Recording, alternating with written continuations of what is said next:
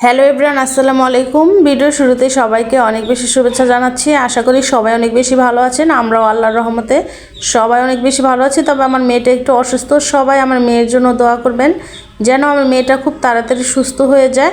আর ও অসুস্থ হলে এত সময় লাগে ওর ভালো হতে, কারণ হচ্ছে ও যখন অসুস্থ হয় সে তো একদম ওষুধ খেতেই চায় না। আর সবার মাথার একটাই টেনশন হয়ে যায়। তো ওর বাবা সারাক্ষণ অফিসে না যেয়ে সারাক্ষণই ওর পাশে বসে ওকে মানে টেক কেয়ার করে। তো আমরা সবাই ওর পিছে লেগে থাকতে হয়। আর হতেছে সব শিডিউল মাফিক কোনো কাজই সুন্দরভাবে হয় না। তো ঘরে বাচ্চারা অসুস্থ হলে সব বাবা মারই হয়তো এরকমই হয়। তো আমার বাসাও কিন্তু এর ব্যতিক্রম না, আমার বাসাও কিন্তু সেম এরকমই, মানে সব উলটপালট হয়ে যায়। এই তো এখন হতেছে সন্ধ্যা বলতে ইফতারের রান্নাগুলো রান্না করে ফেলবো। দুপুরে কিন্তু গ্যাস খুব ভালো থাকে। তো যখন গ্যাসটা বেশি পরিমাণ থাকে তখনই আমি চেষ্টা করি রান্নাটা করে ফেলার, কারণ বাচ্চাদের নিয়ে আরও হইতেছে ঘরের কাজ সব কিছু মিলে কিন্তু অনেক মানে টেনশনে পড়ে যাই কিভাবে কি করব। কারণ ইফতারের সময় কিন্তু অনেক কাজ আগায় রাখলেও কিন্তু কাজগুলি কিন্তু মানে ঝামেলা হয়ে যায়, সব কিছু অনেক উলটপালট হয়ে যায়। তো আগে থেকে কাজগুলো কিন্তু করে রাখলে অনেকটা সোজা হয়ে যায় কাজগুলি করা।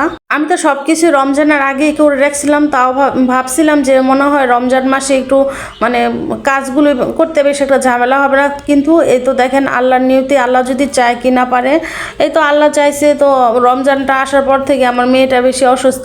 তো ওরে নিয়ে হইতেছে অনেক দৌড়াদৌড়ি আর অনেক কিছুই হইতেছে, উল্টাপাল্টা হয়ে যেতেছে। আসলে বাচ্চারা অসুস্থ থাকলে ঘরে সব কিছুই উল্টাপাল্টা হয়ে যায়। ওর বাবা তো অফিসেই যাইতে পারে না ওর জন্য, কারণ ওর বাবাকে ছাড়াও কিছুই বোঝে না। মেয়েরা হয়তো এরকমই বাবার ভক্ত। তো আমার মেয়ে এত ভক্ত, মানে ওর মানা হলেও চলবে কিন্তু ওর বাবা ওর পাশে থাকতে হবে। আর যখন ও অসুস্থ হয় একদমই কোনো কিছু খাইতে পারে না, তো ওকে নিয়ে মনে করেন 3-4 জন মানে ওর পিছনে লেগে থাকতে হয়।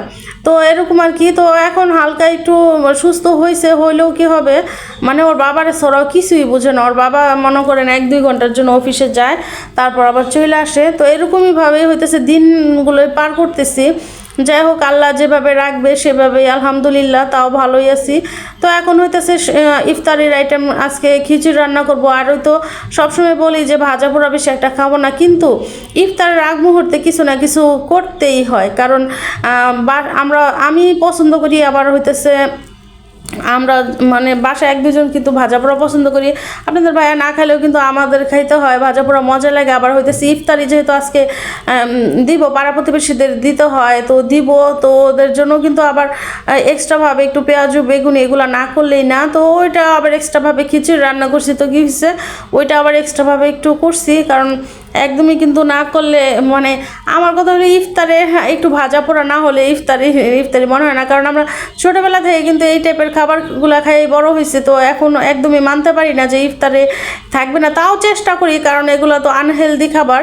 তো খাওয়া ঠিক না, কিন্তু কি করব, এগুলো হইতেছে বানাইতে হয়। বাচ্চারা থাকলে আবার হইতেছে আমরাও যেহেতু পছন্দ করি, তো 1-2 জন না খাইলেও কিন্তু আবার বানায়ও না।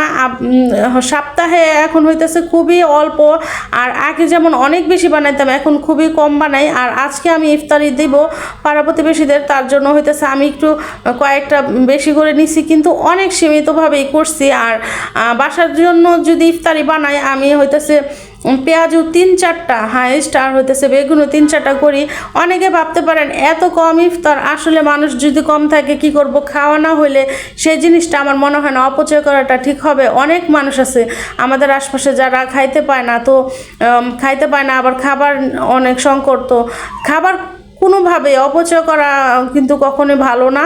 আর আমি চেষ্টা করি সবসময় কম রান্না করার। আপনাদের ভাইয়া বলে যে বেশি রান্না করবো না, অল্প রান্না করবা, দরকার হলে পরে আবার রান্না করবা, কিন্তু খাবার কখনোই নষ্ট করবা না। খাবার কিন্তু অনেক মানুষ আছে যে খাবারের সংকট, তো এগুলা মনে রাখবা। খাবার অনেক যত পারো কম রান্না করবা, যতটুকু পারবা যতটুকু খাইবা ততটুকুই রান্না করবা। তো আমি ওইভাবেই আপনাদের ভাইয়ার কথা মতোই ওইভাবে অল্প অল্প রান্না করি। আমার বাসায় কখনোই আমি ওইভাবে বেশি রান্না করে নষ্ট করি না, তাও নষ্ট হয়ে যায়। এত অল্প সীমিত রান্না করি তাও নষ্ট হয়ে যায়। অনেকে ভাববেন যে এত কম রান্না তাও নষ্ট, হ্যাঁ আসলে মানুষ কম আর হইতেছে কয়েক পদের রান্না করি, তো তো তারপরেও হইতে কিছু না কিছু থাকেই। যাই হোক, এগুলোই ছিল আমাদের আজকের সিম্পল খাবার দাবার। তো ভিডিওটা কেমন লাগলো অবশ্যই কিন্তু কমেন্টস করে জানাবেন, আর সবাই আমার মেয়ের জন্য দোয়া করবেন।